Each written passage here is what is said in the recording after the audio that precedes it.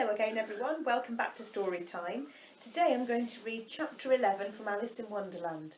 This chapter is called Who Stole the Tarts? And we're going off to court. A courtroom is a place where a prisoner is taken if someone believes that they've done something wrong and they're going to find out whether they've done it or not. When you go to court, there's a judge, and the judge is in charge of the courtroom and decides what's going to happen to the prisoner. There are also some jurors, and the jurors are the people who decide whether that person who's been taken prisoner is guilty or not. Guilty means they've done it and they've done something wrong, and innocent means that they haven't. You need to know that before we start, because otherwise the story is quite confusing. So this is chapter 11, Who Stole the Tarts? The King and Queen of Hearts were seated on their throne when they arrived, with a great crowd assembled about them, all sorts of little birds and beasts, as well as the whole pack of cards. The knave was standing before them in chains, with a soldier on each side to guard him, and near the king was the white rabbit, with a trumpet in one hand and a scroll of parchment in the other. And here's a picture of him. And you can see the scroll of parchment is the paper where the charge about the prisoner is written. In the very middle of the court was a table with a large dish of tarts upon it. They looked so good that it made Alice quite hungry to look at them. I wish they'd get the trial done, she thought, and hand round the refreshments. But there seemed to be no chance of this, so she began looking about her to pass away the time. Alice had never been in a court of justice before, but she had read about them in books, and she was quite pleased to find that she knew the name of nearly everything there. That's the judge, she said to herself, because of his great wig. The judge, by the way, was the king, and as he wore his crown over the wig, and it says now, look at the frontispiece if you want to see how he did it. And that's the picture right at the start of the book. So it shows you that the king is wearing a wig, which quite often judges still wear today. And then there's a crown on top to show that he's still the king. He did not look at all comfortable, and it was certainly not becoming. That means not very pretty. And that's the jury box, thought Alice. And those 12 creatures, she was obliged to say creatures, you see, because some of them were animals and some were birds. I suppose they are the jurors. She said this last word 2 or 3 times over to herself, being rather proud of it, for she thought, and rightly too, that very few little girls of her age knew the meaning of it at all. However, jurymen would have done just as well. The 12 jurors were all writing very busily on slates. That's like little blackboards. What are they doing? Alice whispered to the Griffin. They can't have anything to put down yet before the trial's begun. They're putting down their names, the Griffin whispered in reply, for fear they should forget them before the end of the trial. Stupid things, Alice began in a loud, indignant voice. But she stopped hastily, for the white rabbit cried out, Silence in court! And the king put on his spectacles and looked anxiously round to see who was talking. Alice could see, as well as if she were looking over their shoulders, that all the jurors were writing down stupid things on their slates, and she could even make out that one of them didn't know how to spell stupid, and that he had to ask his neighbour to tell him. A nice muddle their slates will be in before the trial's over, thought Alice. One of the jurors had a pencil that squeaked. This, of course, Alice could not stand, and she went around the court and got behind him, and very soon found an opportunity of taking it away.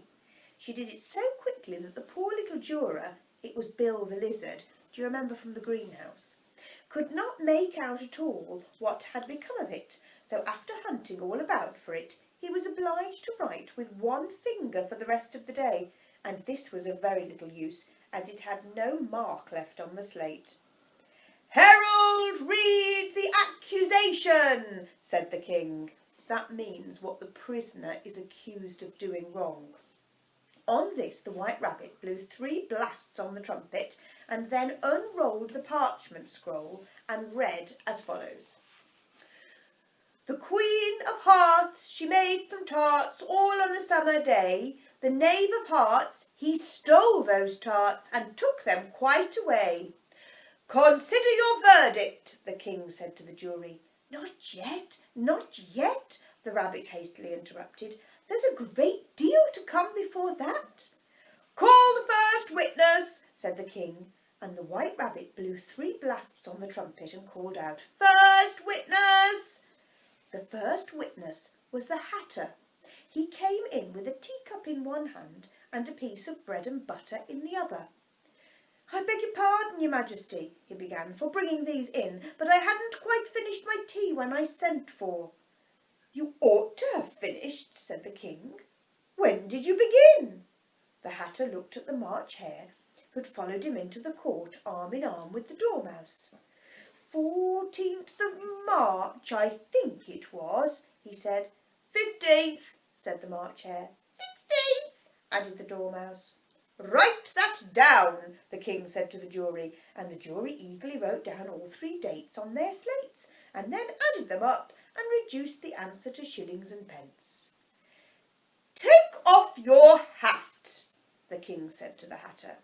'Tisn't mine, said the Hatter. Stolen!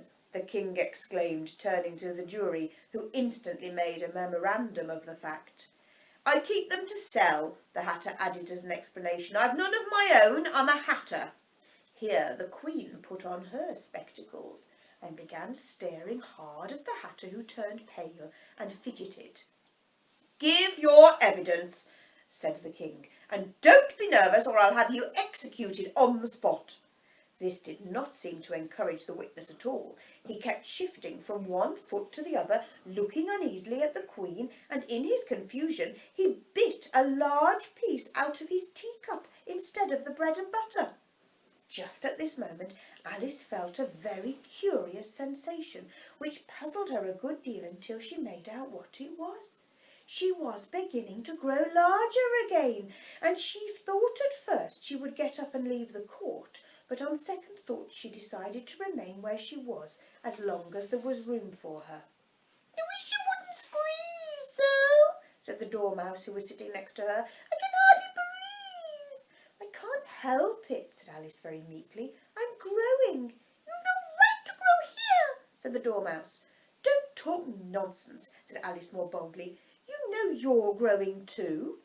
Yes, but I grow at a reasonable pace, said the Dormouse. Not in that ridiculous fashion.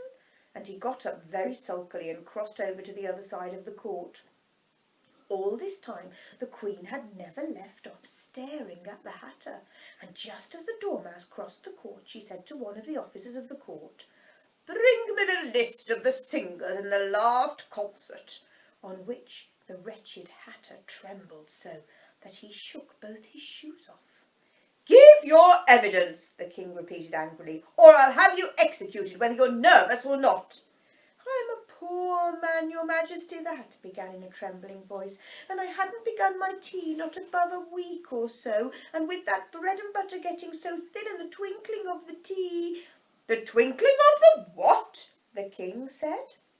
It began with the tea, the Hatter replied. Of course twinkling begins with a T, said the king. Do you take me for a dunce? Go on. I'm a poor man, the Hatter went on, and most things twinkled after that. Only the March Hare said— I didn't, the March Hare interrupted in a great hurry. You did, said the Hatter. I deny it, said the March Hare. He denies it, said the king. Leave out that part. Well, at any rate, the Dormouse said. The Hatter went on, looking anxiously around to see if he could deny it too, but the Dormouse denied nothing, being fast asleep. After that, continued the Hatter, I cut some more bread and butter. What did one of the Dormouse say? One of the jury asked. I can't remember, said the Hatter. You must remember, remarked the king, or I'll have you executed. The miserable Hatter dropped his teacup and bread and butter and went down on one knee. I'm a poor man, your majesty, he began. You're a very poor speaker, said the king. Here One of the guinea pigs cheered and was immediately suppressed by the officers of the court. Ah, that is a hard word. I'll explain it. Just explain it so you know how it's done. There was a large canvas bag which tied up at the mouth with strings. Into this they slipped the guinea pig head first and then sat on it. Don't tell Miss Curriger. I'm glad I've seen that done, thought Alice. I've so often read in the newspapers at the end of trials there was some attempt at applause which was immediately suppressed by the officers of the court. And now I know what that means. If that's all you know about it, you may stand down, continued the king. I can't go no lower, said the Hatter. I'm already on the floor as it is. Then you may sit down, the king replied. Here the other guinea pig cheered and was suppressed. Come, that finishes the guinea pigs, thought Alice. Now we shall get on better. I'd rather finish my tea, said the Hatter with an anxious look at the Queen, who was reading the list of singers. You may go, said the king, and the Hatter hurriedly left the court without even waiting to put on his shoes. And just take off his head outside, the Queen added to one of the officers, but the Hatter was out of sight before the officer would even get out of the door. Call the next witness, said the king. The next witness was the Duchess's cook. She carried the pepper box in her hand, and Alice guessed who it was even before she got into the court by the way the people near the door began sneezing all at once. Give your evidence, said the king. Shan't, said the cook.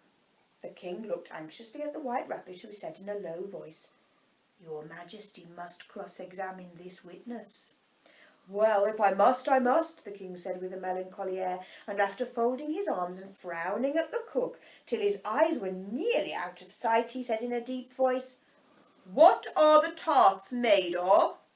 Pepper mostly, said the cook. Treacle,